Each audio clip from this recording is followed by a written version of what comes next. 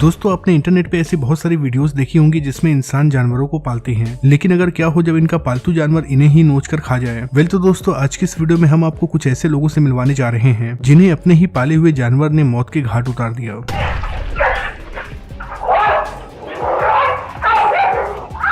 जैसे कि साल 2012 में साउथ अफ्रीका के एक सिटी में चिंपैंजी ने अपने ही मालिक पर हमला कर दिया। My friend! He ripped her face off, please! He killed her, please! ये हमला कोई नॉर्मल हमला नहीं था, बल्कि इस चिंपैंजी ने अपने मालिक का पूरा चेहरा ही बर्बाद कर दिया और तो और अपने मालिक का हाथ भी काट दिया। वेल तो दोस्तों आज के इस वीडियो में हम आपको कुछ ऐसी ही घटना दिखाने जा रहे हैं जब पालतू जानवर ने अपने मालिक के ऊपर ही हमला कर दिया। टेरी वेंस गार्नर। दोस्तों क्या कभी आपने सुना है कि सुअर भी किसी की जान ले सकते हैं? दरअसल ये घटना है साल 2012 की, जिसने सबको चौंका कर रख दिया। दरअसल लॉस वेजन में रहने वाले 34 साल के किसान जो कि सुअरों को पालते थे, उन पर उन्हीं के सुअरों ने हमला कर दिया और उन्हें खा लिया। जब लोगों को इस घटना के बारे में पता चला तो वहाँ के लोग चौंक गए। दरअसल टेरी वेंस गार्नर एक नॉर्मल से किसान थे जो अपने बाड़े में कई सारे सुअरों को पालते थे। जब एक दिन ये सुअरों को खाना देने के लिए सुअरों के बाड़े में जाते हैं और फिर उसके बाद वो वहाँ से कभी वापस नहीं आते हैं। जिसके बाद जब इनके परिवार वाले इन्हें ढूंढने के लिए बाड़े में गए तो उस समय उनकी लाश जमीन पर पड़ी हुई थी और सभी सुअर उन्हें खा रहे थे। जिसके बाद उनके परिवार वालों ने ये सभी जानकारी पुलिस को दी। जब पुलिस ने इन्वेस्टिगेट किया तो पता चला कि उन्हें हार्ट अटैक आया होगा, जिस वजह से वो बाड़े में ही गिर गए। और फिर उसके बाद सुअरों की जो प्रवृत्ति होती है सफाई करना,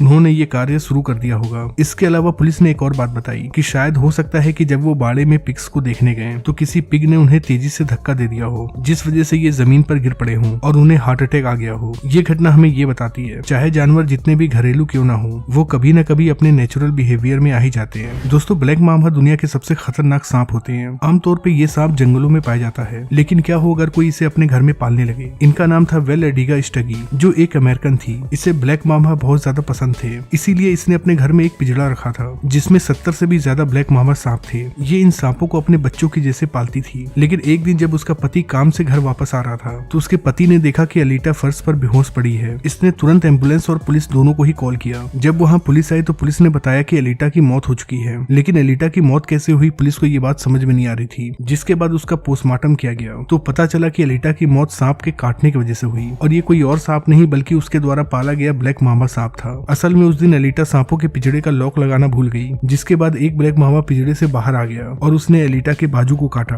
जिस वजह से एलिटा की मौत हो गई। ब्लैक मामा का जहर इतना जानलेवा होता है कि अगर ये किसी को भी काट ले तो उस इंसान का बच पाना नामुमकिन होता है। दोस्तों अभी जिस शख्स को आप देख रहे हैं इसका नाम है एजे मैरिक। मैरिक को टाइगर पालने का बहुत शौक था, इसीलिए इसने अपने घर में एक बंगाल टाइगर पाला हुआ था। इसने उसके लिए घर के बैकयार्ड में एक कमरा भी बनाया हुआ था। उस कमरे के अंदर टाइगर की जरूरत की हर एक चीज रखी हुई थी। एक दिन एजे मैरिक के कुछ दोस्त उसके टाइगर को देखने के लिए आते हैं, लेकिन जैसे ही मैरिक के दोस्त टाइगर के रूम में जाते हैं तो टाइगर ने उन्हें देखते ही उन पर हमला कर दिया। मैरिक ने अपने दोस्तों को बचाने के लिए टाइगर को पकड़ने की कोशिश की, लेकिन वो टाइगर बहुत गुस्से में था और न जाने उसे ऐसा क्या हो गया कि वो मैरिक के आउट ऑफ कंट्रोल हो गया। उसके बाद इसने मैरिक पर ही हमला कर दिया। उसने पहले मैरिक को अपने पंजों से जख्मी किया और फिर वो उसके ऊपर बैठकर उसके गर्दन को अपने दांतों से काटने लगा। इससे पहले कि पुलिस आकर मैरिक की जान बचा पाती, मैरिक की मौत हो जाती है। दोस्तों बिल्लियों के बारे में कहा जाता है कि बिल्लियां बहुत ही मासूम होती हैं, इसीलिए हम में से बहुत सारे लोग बिल्लियों को पालते हैं। लेकिन आज हम आपको एक ऐसे इंसिडेंट के बारे में बताने जा रहे हैं जिसके बारे में जानने के बाद आपको पता चल जाएगा कि बिल्लियां कितनी खतरनाक होती हैं। दरअसल ये घटना है इंग्लैंड की, जब जेनेट अपने पति से अलग हो गई और अकेले ही घर में रहने लगी। अपने अकेलेपन को दूर करने के लिए उसने कई सारी बिल्लियों को पाला। धीरे धीरे ये सभी बिल्लियां उसका परिवार बन गई। जेनेट पूरे दिन इन बिल्लियों को खिलाती, इनका देखभाल करती और इन्हीं के साथ रहती थी। जेनेट अपने आसपास के लोगों से बहुत ज्यादा बातचीत नहीं करती थी, क्योंकि उसके लिए ये बिल्लियां ही उसका परिवार थे। वो बिल्लियों की इतनी सेवा करती थी कि उसे टाइम ही नहीं मिलता था कि वो अपने आसपास के लोगों से बातचीत कर पाए। लेकिन कुछ ही समय के बाद उसके पड़ोसियों ने एक चीज नोटिस की कि जेनेट कई दिनों से उन्हें नहीं दिखी है। उसके मेल बॉक्स में कई सारी चिट्ठियां पड़ी हैं। जिसके बाद उन लोगों ने पुलिस को कॉल किया। पुलिस जब उसके घर पर पहुंचती है तो पहले तो देखती है कि आने जाने वाले रास्ते पर बहुत ज्यादा पेड़ पौधे निकल गए हैं। खैर जैसे तैसे कर पुलिस घर के अंदर घुसती है, लेकिन पूरे घर की तलाशी लेने के बाद भी वो जेनेट की बॉडी को प्राप्त नहीं कर पाती है। जिसके बाद एक इन्वेस्टिगेशन किया जाता है और जो चीज इन्वेस्टिगेशन में पता चलती है उसे जानकर आपके पैरों तले जमीन खिसक जाएगी। दरअसल जेनेट कई दिनों से घर के बाहर नहीं गई थी और उसके पास इतने पैसे नहीं थे कि वो अपने बिल्लियों को खाना दे सके। जिसके बाद एक रात जब जेनेट सोई हुई थी तो इन सभी बिल्लियों ने मिलकर उस पर हमला कर दिया। इन सभी बिल्लियों ने मिलकर जेनेट के हर एक बॉडी पार्ट को खा लिया। ये जानकर पुलिस ऑफिसर्स भी शॉक्ड हो गए। खैर पुलिस वालों ने इन सभी बिल्लियों को लोकल एनिमल शेल्टर में दे दिया।